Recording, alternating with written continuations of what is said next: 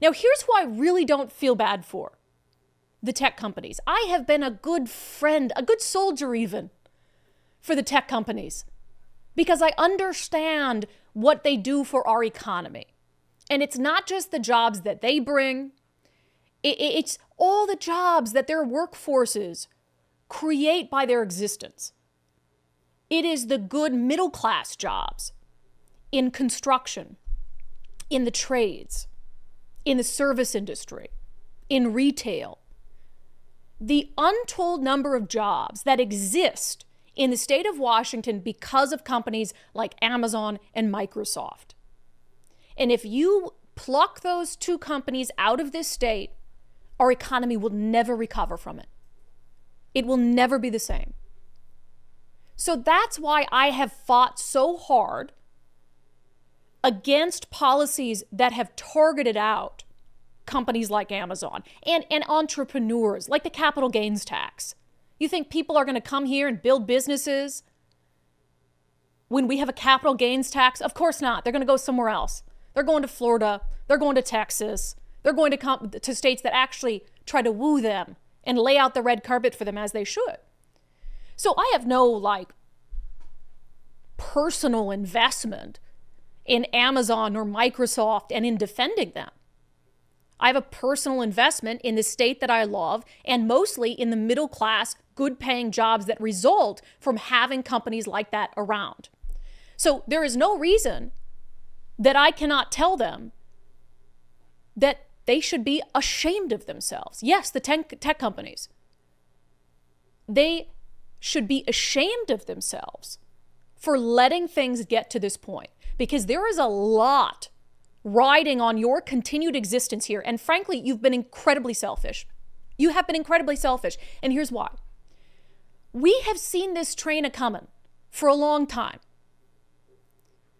And you guys pussyfooted around all these bad tax policies. You pussyfooted around, police defunding, whatever it was, the dumb issues of the day that progressives were so keen on.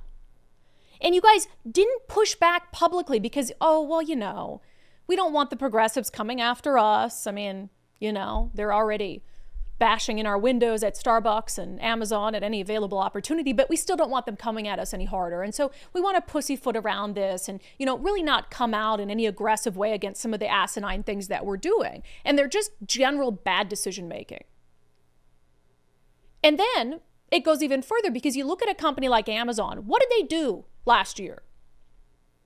They spent millions of dollars to do what? To defeat the initiative that would have repealed the Climate Commitment Act.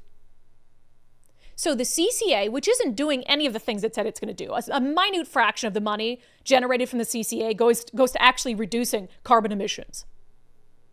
But it's being put on the backs of the working class because they pay more money at the gas pump, they pay more money into their energy bills, they pay more money at the grocery store.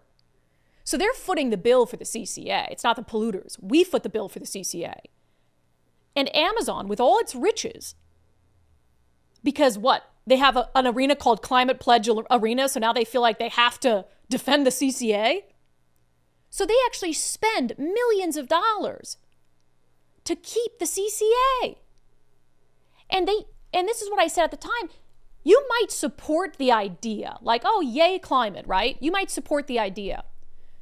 But when you support it, that idea, you're supporting and giving your signature of approval to the tax and spend environment in Olympia.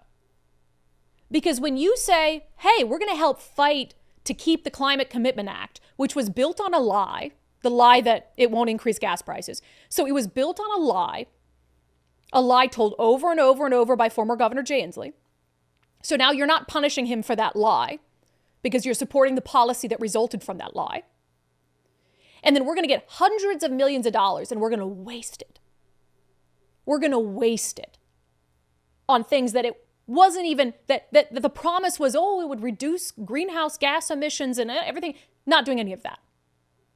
So now Amazon, because it wants to look righteous, spends millions of dollars keeping a policy that was built on a lie and that takes hundreds of millions of dollars from working class people and lets the government squander it. So that is your signature of approval on the tax and spend appetite of Democrats in Olympia.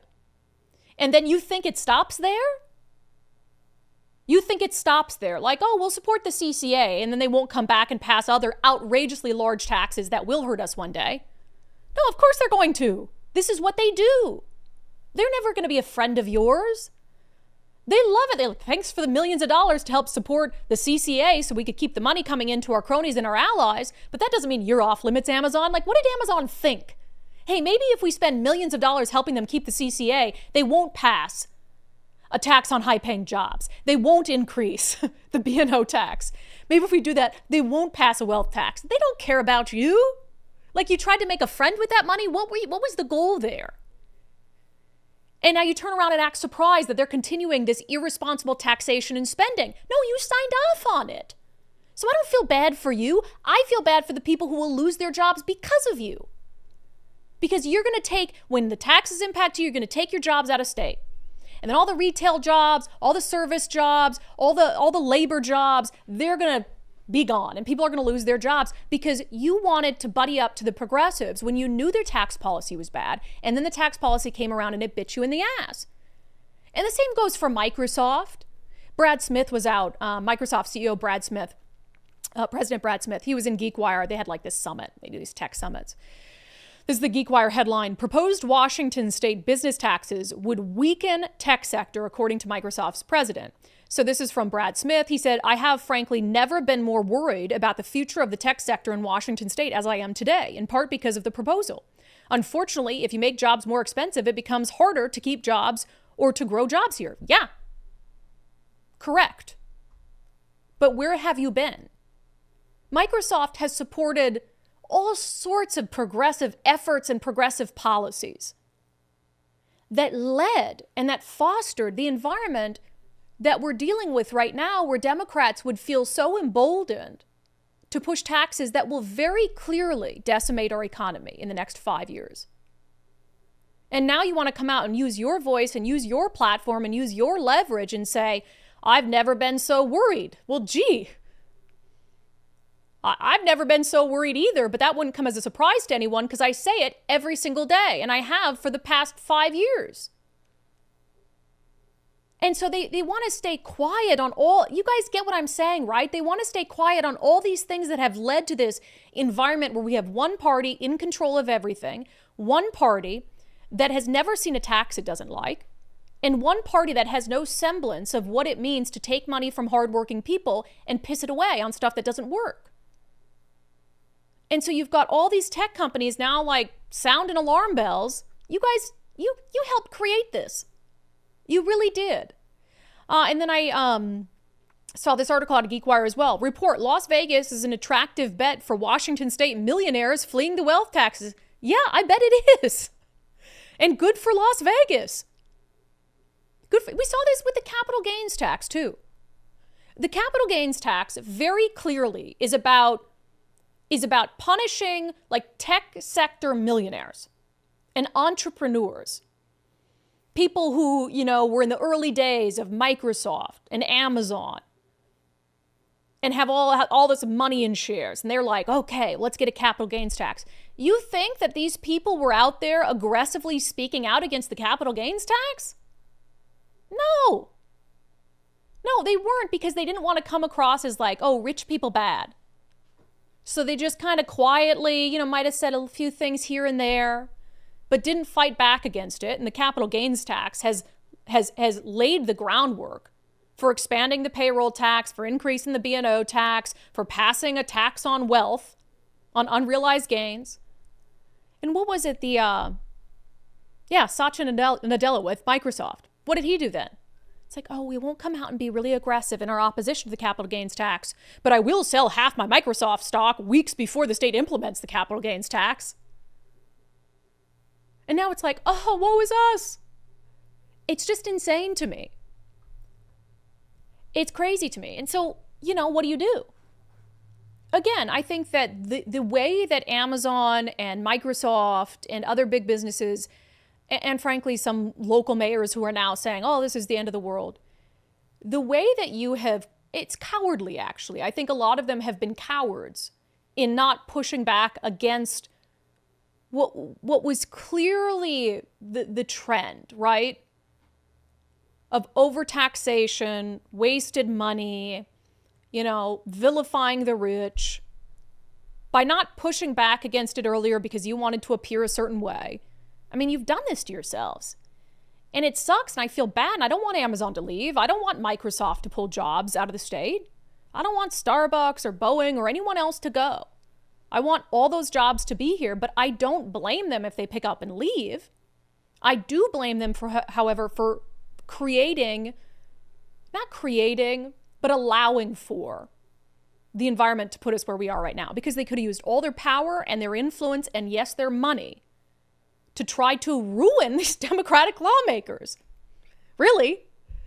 To try to fund campaigns of people who would go to Olympia and be more business friendly. But, we can't do that. We can't really get too in bed with the Republicans because then people will be mad at us. They hate you already. Like, you're not making friends around here. If you can't tell, I don't care about making friends. I mean, I have a lot less to lose than the CEOs of major tech companies. I understand they're balancing a lot of things, but you could have said more early on and you didn't. So too little, too late, I guess. And I don't know where we go from here. I don't know if Bob Ferguson will veto some of this, but I don't blame anyone who's starting to really consider leaving. Over the property taxes, over the fact that maybe their job won't be here in 5 years, if it has any sort of tie to the tech sector. It's unreal stuff. A lot of cowardice. A lot of disappointing cowardice, frankly.